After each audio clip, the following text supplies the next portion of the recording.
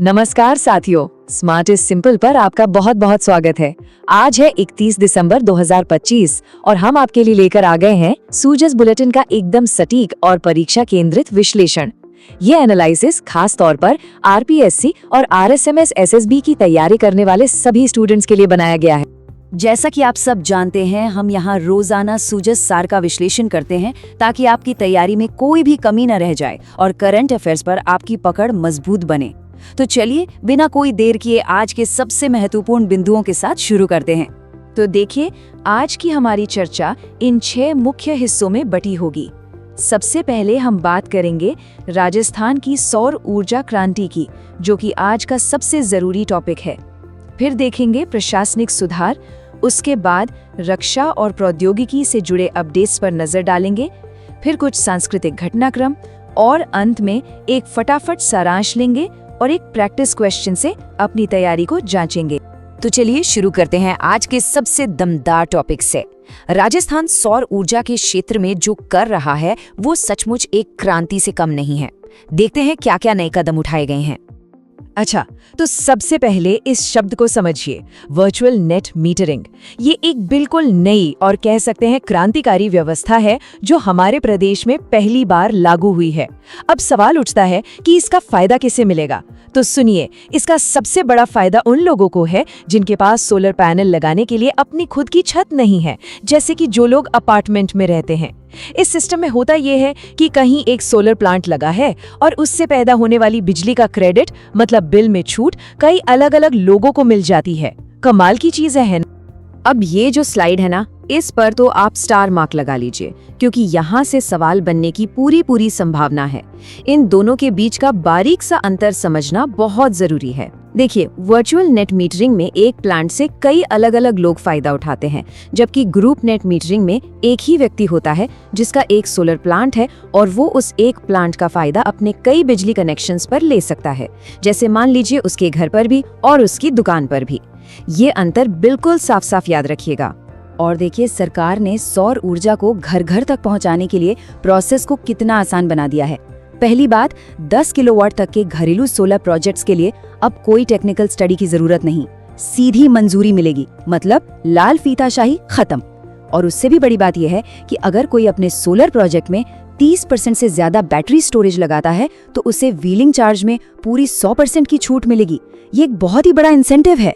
चलिए अब जरा इन जादुई आंकड़ों पर नजर डालते हैं जो राजस्थान की सफलता की कहानी खुद बयां कर रहे हैं। कुल क्षमता देखिए 35,000 मेगावाट को पार कर चुकी है, जो पूरे देश का 27% है। और पिछले सिर्फ 2 सालों में 18,000 मेगावाट से ज्यादा की बढ़त हुई है। पीएम कुसुम के कंपोनेंट ए में हम देश में नंबर 1 है और कंपोनेंट सी में तीसरे नंबर पर। पीएम सूर्य घर योजना में भी हम 5वें स्थान पर हैं। और ये मत भूलिएगा कि देश का सबसे बड़ा सोलर पार्क पूगल बीकानेर में है। ये सारे के सारे आंकड़े परीक्षा की दृष्टि से अत्यंत महत्वपूर्ण है। इस एक आंकड़े को अपने दिमाग में अच्छी तरह से बिठा लीजिए, 35,910 मेगावाट। ये वो नंबर है जो राजस्थान को सौर ऊर्जा के नक्शे पर देश का निर्विवाद रूप से सबसे बड़ा अगुवा बनाता है। चलिए ऊर्जा के क्षेत्र से अब आगे बढ़ते हैं और देखते हैं कि प्रशासन के गलियारों में क्या कुछ महत्वपूर्ण सुधार और अनुशासनात्मक कार्रवाई देखने को मिली है। तो सूजस बुलेटिन में साफ तौर पर बताया गया है कि सरकार ने अनुशासनहीनता और आपराधिक मामलों में जीरो टॉलरेंस की नीति अपनाते हुए बहुत कड़े कदम उठाए हैं। इसके तहत 2 चिकित्सा अधिकारियों को सीधे सर्विस से बर्खास्त कर दिया गया है। इतना ही नहीं, 4 रिटायर्ड डॉक्टरों समेत कुल 5 कर्मचारियों की पेंशन पर भी रोक लगा दी गई। तो यहाँ से हमें जो की पॉइंट निकालना है वो ये है कि सरकार प्रशासनिक शुचिता यानी कि एडमिनिस्ट्रेटिव प्रॉपराइटी को लेकर जीरो टॉलरेंस की नीति पर काम कर रही है। मुख्यमंत्री ने साफ शब्दों में कहा है कि जो भी कर्मचारी लापरवाह या दोषी पाया जाएगा उसके खिलाफ कठोर कार्रवाई ऐसे ही जारी रहेगी। अब बात करते हैं कुछ बहुत ही रोमांचक अपडेट्स की जो सीधे रक्षा और प्रौद्योगिकी के क्षेत्र से जुड़ी हैं। और हाँ, जयपुर में कुछ ऐसा होने जा रहा है जो पहले कभी नहीं हुआ। जी हाँ, ये वाकई एक ऐतिहासिक पल है। 78वां थल सेना दिवस 2026 जयपुर में मनाया जाएगा। और इसकी सबसे खास बात यह है कि ये पहली बार हो रहा है कि आर्मी डे परेड किसी मिलिट्री कंटोनमेंट या छावनी से बाहर आयोजित की जा रही है। ये जयपुर के लिए एक बहुत बड़े सम्मान की बात है। चलिए अब इसका पूरा शेड्यूल नोट कर लीजिए। 8 से 12 जनवरी तक भवानी निकेतन कॉलेज में नो योर आर्मी प्रदर्शनी लगेगी, जहां आप सेना के बारे में जान सकते हैं। फिर 15 जनवरी को सुबह सुबह जगतपुरा के महल रोड पर मुख्य परेड होगी और उसी शाम को सवाई मानसिंह स्टेडियम में शौर्य संध्या का भव्य आयोजन किया जाएगा। और सुनिए, ये आयोजन कितना शानदार होने वाला है। शौर्य संध्या में एक साथ 1000 ड्रोन्स का एक अद्भुत शो होगा। साथ ही ऑपरेशन सिंदूर पर एक लाइट एंड साउंड शो भी दिखाया जाएगा। जो मुख्य परेड होगी उसमें लड़ाकू विमानों का फ्लाई पास्ट होगा और एक विशेष आकर्षण होगा नेपाल आर्मी बैंड की भागीदारी। टेक्नोलॉजी की दुनिया की बात करें तो राजस्थान का सबसे बड़ा इवेंट राजस्थान डिजिफेस्ट 2026 आने ही वाला है। ये 4 से 6 जनवरी तक जयपुर के JEC सीतापुरा में आयोजित होगा। और ये डिजिफेस्ट सिर्फ एक इवेंट नहीं बल्कि कई आयोजनों का एक संगम है। इसमें हैकाथॉन भी होगा, फिल्म फेस्टिवल भी, कॉमिकॉन भी और एक बहुत ही महत्वपूर्ण रीजनल AI इम्पैक्ट कॉन्फ्रेंस भी होगी।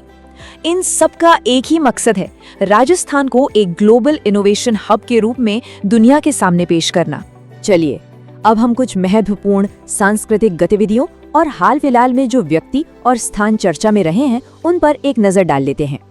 तो देखिए, मुख्यमंत्री श्री भजनलाल शर्मा ने डीग में गोवर्धन पर्वत की 5 दंडवती परिक्रमा पूरी की। वहीं जयपुर के जवाहर कला केंद्र में सरस राजसखी मेला चल रहा है, जहां हरियाणा और राजस्थान की लोक कला का एक सुंदर संगम देखने को मिल रहा है। सुजस में कुछ खास लोगों का भी जिक्र है।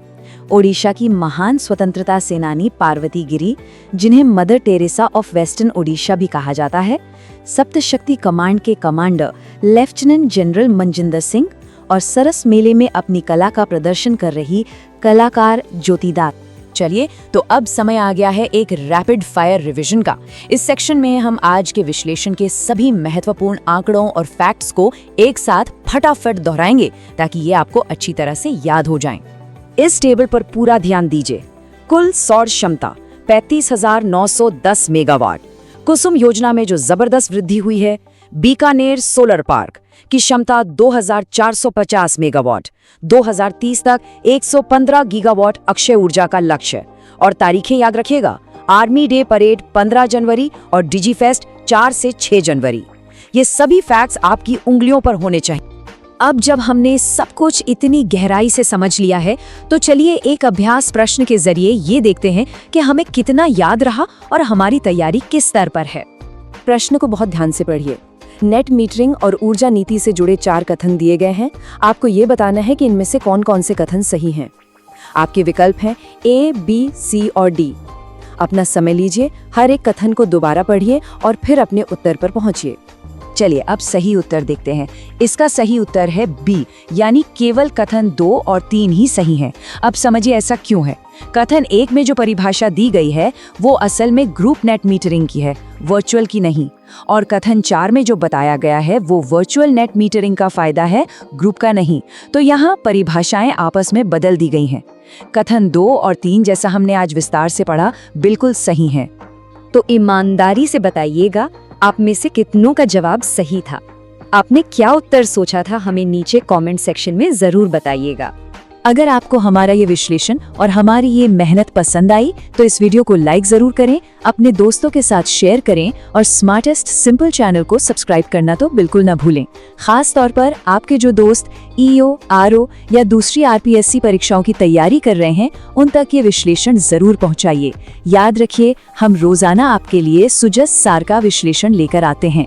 कल फिर मिलते हैं अगले विश्लेषण के साथ। धन्यवाद।